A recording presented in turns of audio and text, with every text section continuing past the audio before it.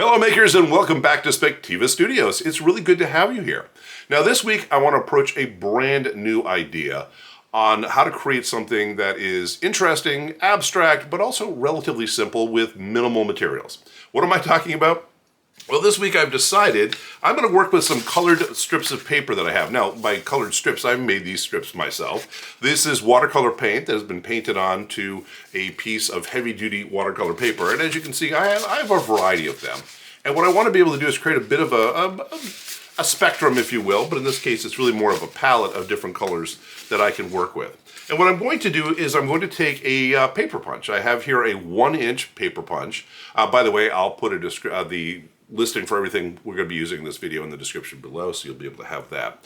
But the overall goal here is to create a bunch of circles. Yeah, I'm going to punch out a bunch of paper circles. And what I'm going to do then is right here on the table in front of me, you can see I have gridded out, you may not be able to see it super well, but I've gridded out these are, each square is 1 1/4 inches because this is 1 inch, so I don't want it to be too tight. I want to have a little bit of white space between them.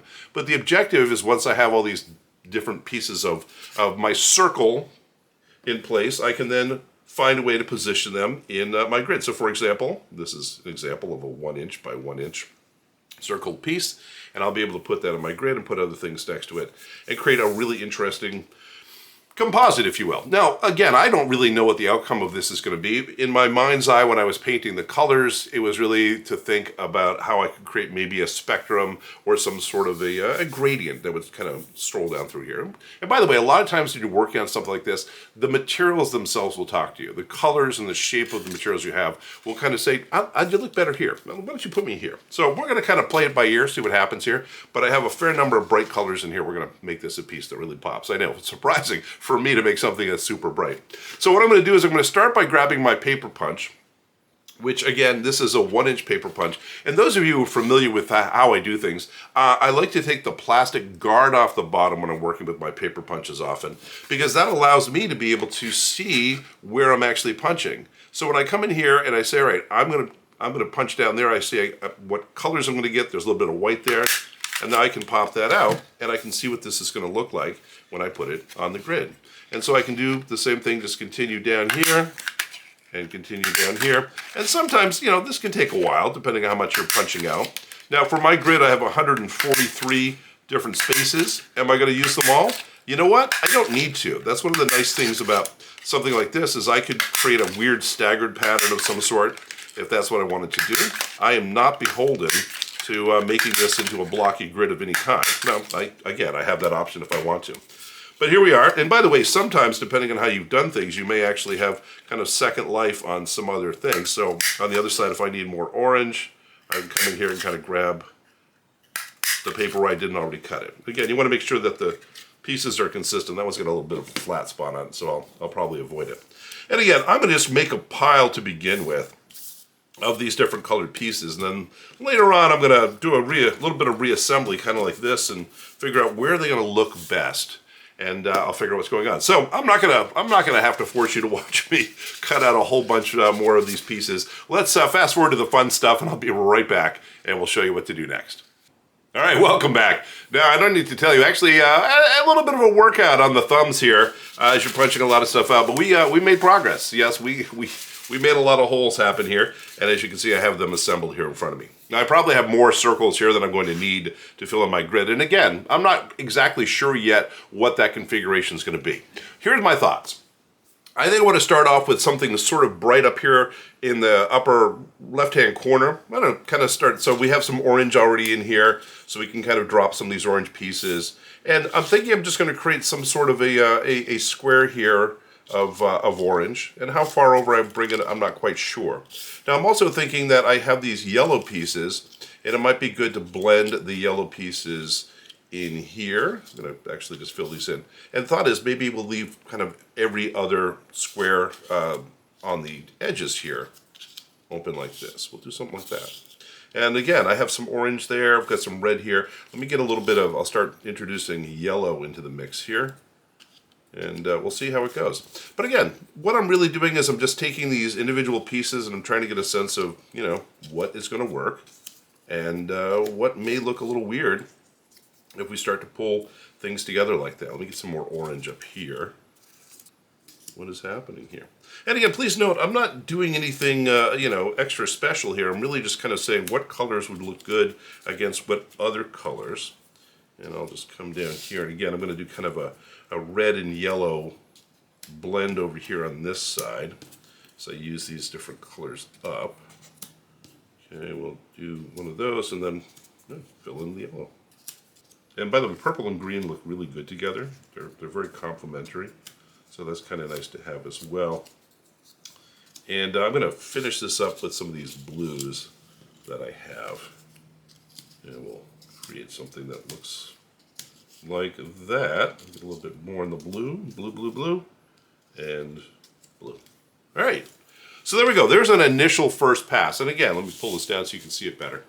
Really what I'm thinking about again is how can I create an interrelationship between the different colors and create something that really does start to blend from point to point. And in here we have a couple of things where it's a little sharper than I want. I might take this brighter green out and put something that's a little more subdued in to create more of a gradient between the purple and the green. Let's see if I have another one working here.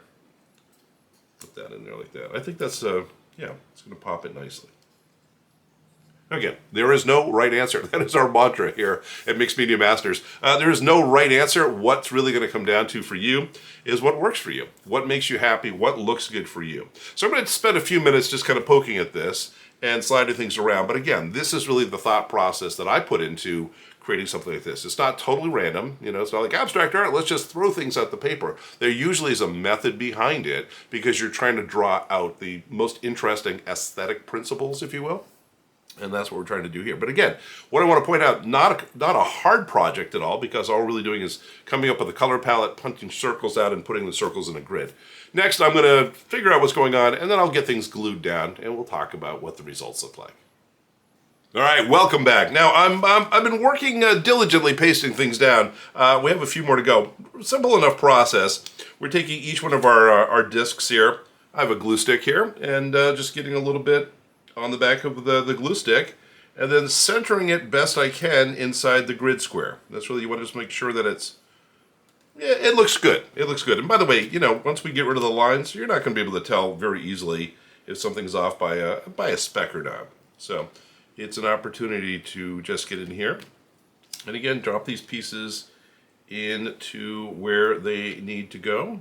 I haven't done all 143, although probably at least 135 of them to do. So it takes a few minutes to glue these down. And again, you want to just take time with each one to make sure that you're doing a fairly good job of getting it centered. Otherwise, it is going to stand out and look a little weird if everything else is kind of lined up and one of them is just doing its own thing. All right.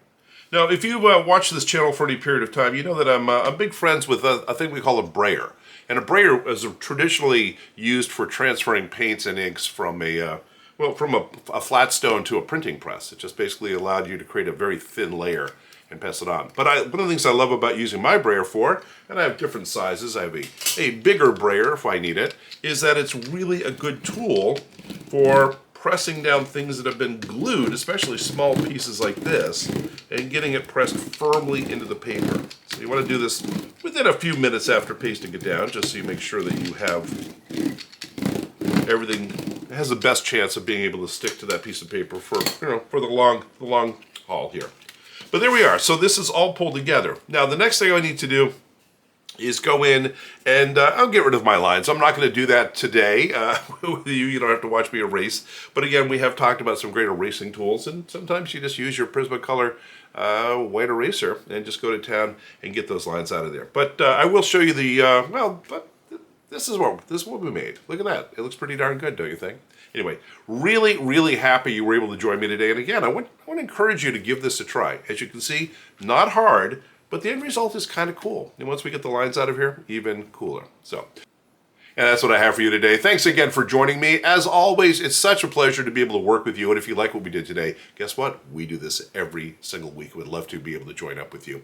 So feel free to hit that subscribe button down below. And by the way, hit that little bell icon. It will inform you when we drop a new video. And if we could ask a favor, if you could hit that like, yeah, it just makes YouTube show our video to more people. We like that. We want to be able to share art and the creation of art with as many people as we can. That's my goal here. Anyway, I'm Spider. It's been my pleasure as always. I'll see you next time.